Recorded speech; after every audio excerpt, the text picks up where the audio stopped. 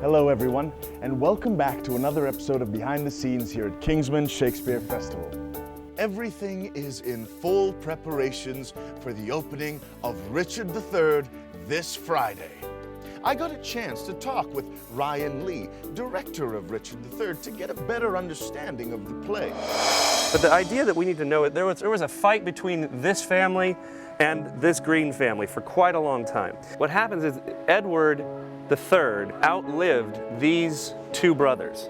So when he was dead, the next person alive is either supposed to go to the older brother, or, as it turned out, they skipped over a generation and went to a 10-year-old boy.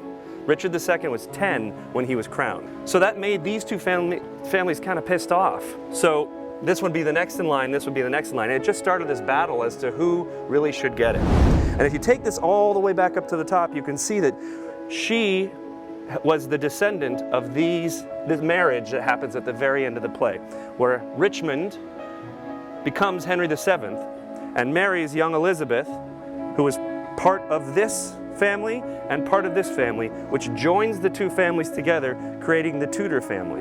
And that's what ended the Wars of the Roses, because this family had one color, the rose of, they were the red rose and these were the white rose. That was their family symbol, was the red rose and the white rose. And at the end of the play, your character says, joining the red rose and the white rose. That's what he actually means, is he brought this whole family together with this whole family by marrying her. And this war that had lasted almost 100 years was finally over. And so I really wanted to heighten a little bit of the comedy so that people are much more willing to laugh than they are to cry and think. And the best way to get them to think or cry is to make them laugh first. So I've been coming up with a way to just see how all this story is kind of so insane that it's almost funny. Well, I mean, if you're gonna come see it, I think that you should come in expecting to smile. I'm trying to make it be a continuous flow, with the metaphor being the end of one thing is the beginning of the next. And so the beginning of this play is the end of something. It's the end of an era.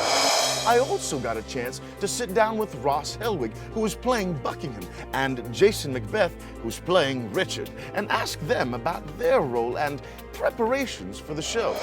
He kind of has a foot in two houses. His family's past supported one side, and he sort of supported the Yorks in the present. One of the things I love about the character is his journey and his arc. And even sort of historically, it's some of the whys of why he did what he did are kind of ambiguous.